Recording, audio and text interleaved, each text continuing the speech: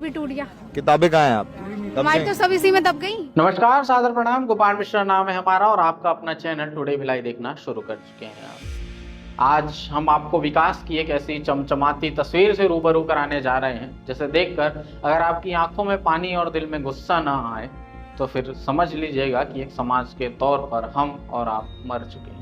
आज digital India की रीलों से अलग एक असली इंडिया की ऐसी कहानी दिखा रहे हैं। एक ऐसा इंडिया जहां अवैध निर्माण के नाम पर सिर्फ मकान नहीं तोड़ी जाती है इंसानों की रीढ़ की हड्डी।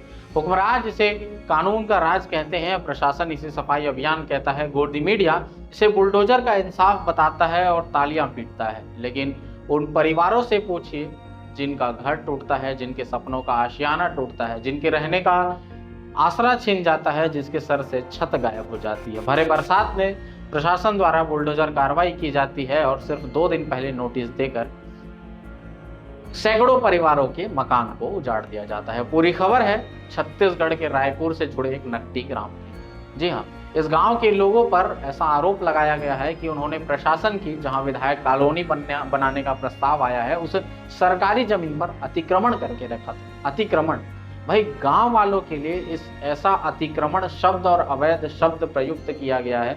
मुझे तो इस शब्द की सार्थकता नहीं समझ में आती कि इस देश में क्या चीज अवैध नहीं है। लेकिन जो गांववासी, जो नकटी ग्राम के, रायपुर से सटे हुए नकटी ग्राम के सैकड़ों सालों से उनका और उनके परिवार पुश्तैनी उसी जमीन पर गुजर बसर करते आ रहे हैं, वो अचानक अतिक्रमणकारी हो गए। अचानक उनके मकान अवैध हो गए। वो मकान भी अवैध हो गए जो पीएम आवास योजना के तहत बनाए गए थे, या वो मकान भी अवैध हो गए जो इंदिरा आवास योजना के तहत बनाए गए। जब ये मकान बनाए जा रहे थे, जब इस जमीन पर कब्जा किया जा रहा था, तो उस समय अधिकारी कहाँ थे? उस क्षेत्र के, उस पर्टिकुलर जगह के पटवारी कहाँ थे? तहसीलदार कहाँ थे? उस समय ये प्रशासन कहाँ था जब अवैध कब्जा हो रहा था? आज अचानक प्रशासन अपनी कुंभकर्णी नींद से ज्यादा जागा और सैकड़ों परिवारों के घरों, सपनों के आशियानों पर ऐसा बुलडोजर चलाया कि ना आप देख पाएंगे और ना हम सुना पाएंगे। बच्चों के, जिनके बोर्ड के एग्जाम्स थे, उनके किताब उस घरों के टूटे मलबे में दब गए। कोई बुजुर्ग जिसने अपनी जमीन बेचकर घर बनाया था, उसके 50 लाख के घरों को बुलडोजर से ढहा दिया गया। कोई मजदूर जो दिन रात मजदूरी करता था और अपना घर पीएम आवास योजना के तहत बनवाया था, उसके घरों को भी अवैध बटाकर ढहा दिया गया। अब बात यह है कि भाई आखिर इस जगह पर, उस नकटी ग्राम में जो अतिक्रमणकारी बताया जा रहा है गांव वालों को, उस जगह पर ऐसा क्या है? तो भाई इस जगह से महज कुछ किलोमीटर की दूरी पर छत्तीसगढ़ की राजधानी रायपुर का अंतर्राष्ट्रीय हवाई अड्डा यानी कि स्वामी विवेकानंद एयरपोर्ट है। और महज कुछ किलोमीटर एयरपोर्ट पास होने के कारण उस जमीन पर विधायक कॉलोनी बनने का प्रस्ताव पास हुआ है। अब जब सरकार चाह ले कि हमें ये जमीन चाहिए तो आपको अतिक्रमणकारी बताए चाहे आतंकवादी बताए, अगर वो चाह ली है तो उसे तोड़ेगी जरूर। और आज इस खबर में हम इसी खबर पर प्रकाश डालेंगे। इस खबर को आपने कई बार सुन चुका होगा, सोशल मीडिया में देख चुका होगा, लेकिन फिर भी खबर बनाना हमारा काम है।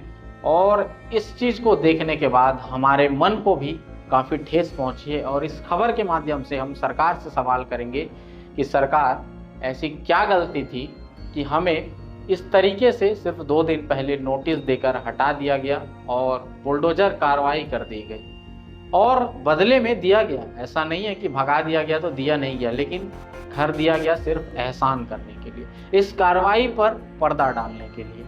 ये तो ऐसा हो गया कि जैसे सफ़ेद चादर पर कोई कालिक पोत दिया गया हो और उसे फिर ढकने की कोशिश की जा रही है। 1 BHK का हाउस दिया गया है, जिनके बड़े परिवार हैं वो कैसे रहेंगे न जाने, और वो भी आवंटित नहीं किया गया है, सिर्फ अस्थायी रूप से इन्हें दिया गया है, जहां बिजली और पानी की समस्या अभी भी नहीं। चलिए एक नज़र डालते हैं इस खबर पर। भारत में जब भी कोई आम आदमी घर बनाता है तो वो सिर्फ ईंट, पत्थर और सीमेंट से घर नहीं बनाता, बल्कि वो बनाता है सपनों का आशियाना। किसी का घर कर्जे में बनता है तो कोई EMI लेकर उस घर को बनाता है, कोई अपनी बूढ़ी माँ के गहने बेचकर बनाता है, तो कोई पाई जमा करके रखता है और उस बरसों से जमा किए गए पैसे से घर को बनाता है। लेकिन हमारे सिस्टम के पास एक ऐसा पीला पंजा है जो जब चाहे तब इन आशियानों को अवैध बता सकता है और उस पर कार्रवाई कर सकता है।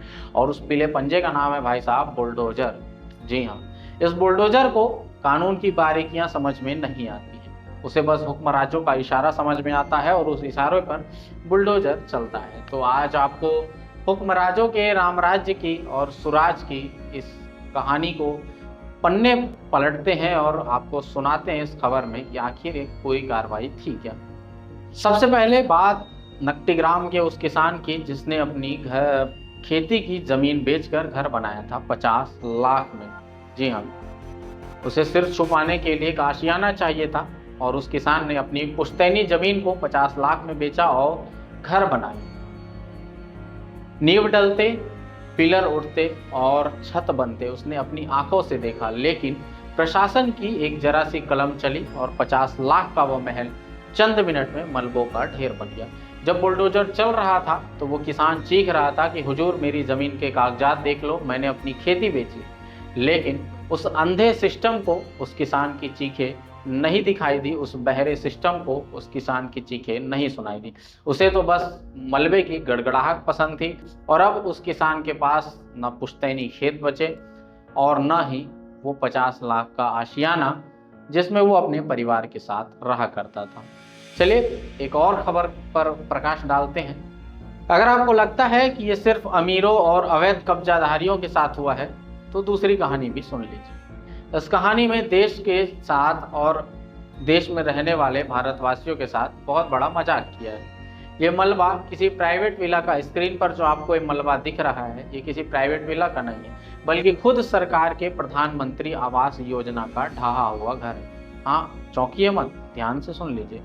एक तरफ सरकार मंच पर खड़े होकर छाती ठोक कर कहती है कि हमने गरीबों के लिए पक्के मकान दिए, और दूसरी तरफ उसी सरकार का बुलडोजर उस प्रधानमंत्री आवास को गिराने में समय नहीं लेता, सरकारी मकान को भी जमींदोज कर देता है।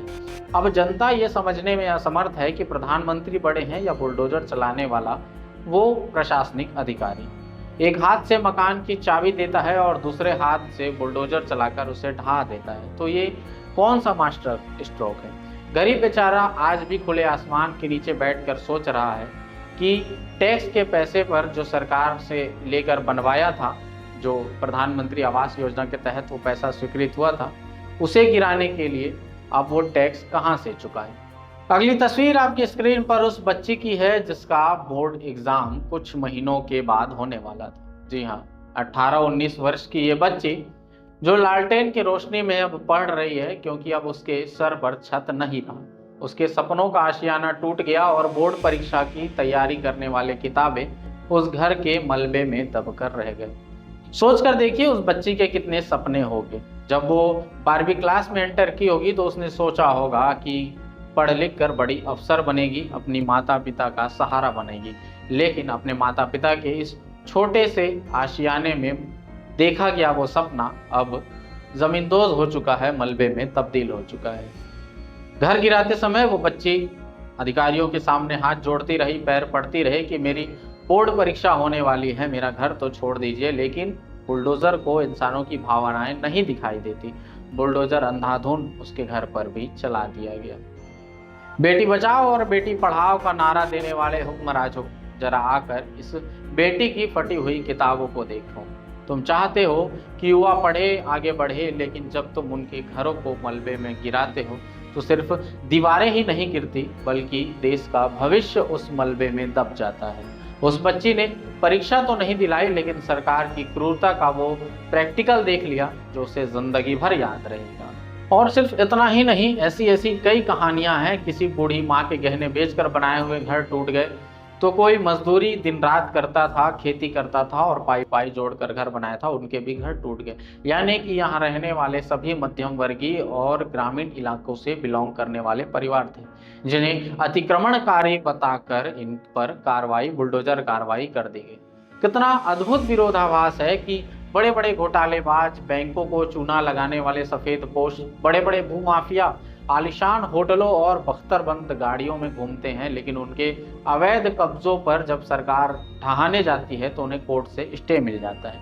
उनके अवैध कब्जों पर चलने वाले केसेस सालों साल चलते रहते हैं। उनके जमीन पर जब प्रशासन कार्रवाई करने जाता है तो अदालतें आधी रात को भी खुल जाती है, लेकिन जब एक गरीब किसान की बात आती है, एक छात्र की बात आती है, एक आम नागरिक, एक बूढ़ी माँ की बात आती है, तो प्रशासन सिंघम बन जाता है और कानून की लंबी प्रक्रिया की जरूरत ही नहीं होती, सीधे मौके पर पहुंचता है और न्याय कर देता है। हुक्मराजों, याद रखिएगा कि जिन ईंटों को आपने आज मलबे में मिलाया है, उन ईंटों में इन गरीबों का खून पसीना और उन ईंटों में इन गरीबों के आंसुओं की नमी थी। और जब ये आंसू पूछेंगे तो आक्रोश का सैलाब आएगा और फिर आपके पास, और आपको सत्ता में आते समय ये घटना जरूर याद आएगी और शायद दोबारा आप वापस सत्ता में आ भी ना पाए। अदालतें अंधी हो सकती है, प्रशासन बहरा हो सकता है, लेकिन इस देश की जनता सब देख रही है। मलबे में दबी उन किताबों, ढहे हुए पीएम आवास और खेत बेचकर बनाए गए मकान और उजड़े हुए घर और जुड़े हुए सपनों के आशियानों, सभी को जनता देख रही है। और याद रखिएगा, जिन विधायक कॉलोनी के नाम पर इन गरीब और जिन्हें अतिक्रमणकारी बनाकर हटा दिया गया है और उन्हें एक 1 BHK फ्लैट में अस्थायी रूप से शिफ्ट कर दिया गया है, जहां ना बिजली की व्यवस्था है ना पानी की व्यवस्था, दोबारा आप इनके घर वोट मांगने किस मुंह से जाएंगे, ये सवाल भी अपने जहन में डालकर जाइएगा। और दोबारा सत्ता में आने की उम्मीद इनसे किस प्रकार करेंगे और कैसे इन्हें मुंह दिखाएंगे, ये भी जरूर सोचिएगा। सोचिए और विचार कीजिए कि ये वही भारत देश है जिसे हम विश्व गुरु बनाने चले थे। ये वही भारत देश है जो पीएम आवास का डंका पीटता है। भारतवासी प्रधानमंत्री और देश के मुख्यमंत्री को अपना आइडल मानते हैं, लेकिन ऐसी कार्रवाई के बाद कौन इन्हें अपना आइडल मानेगा?